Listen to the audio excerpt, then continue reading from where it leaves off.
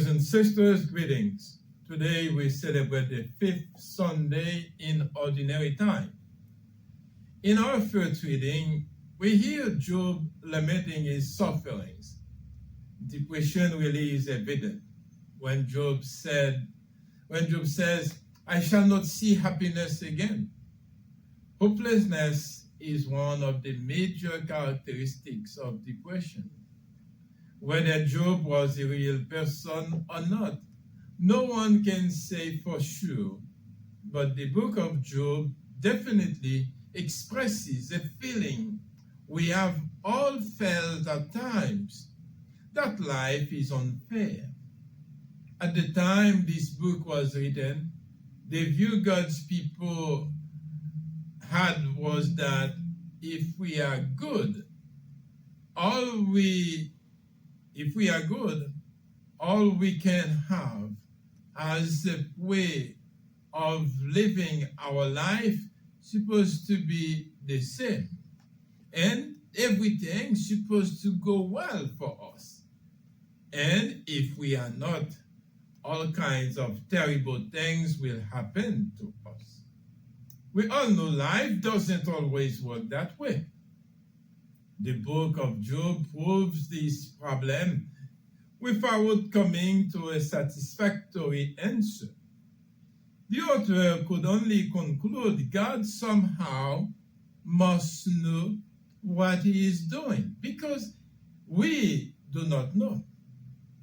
However, even though Job despaired of ever being happy, his misfortunes were reversed in the end, and he did die happy.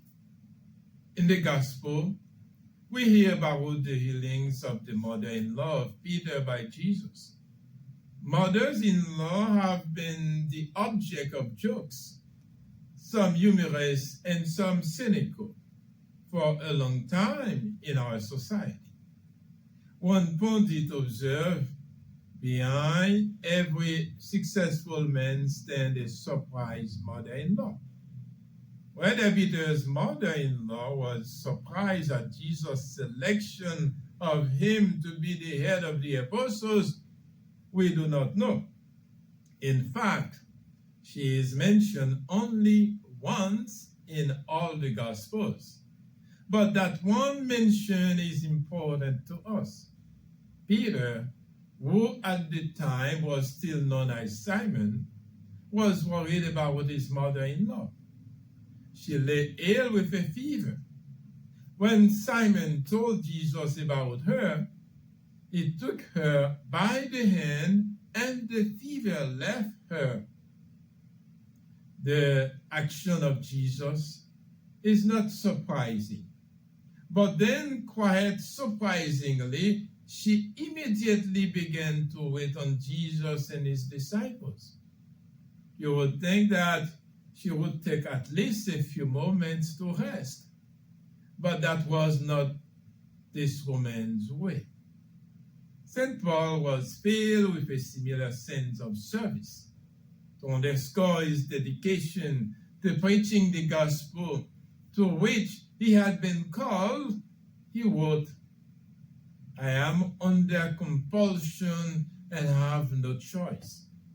It was an emphatic way of expressing his profound sense of duty.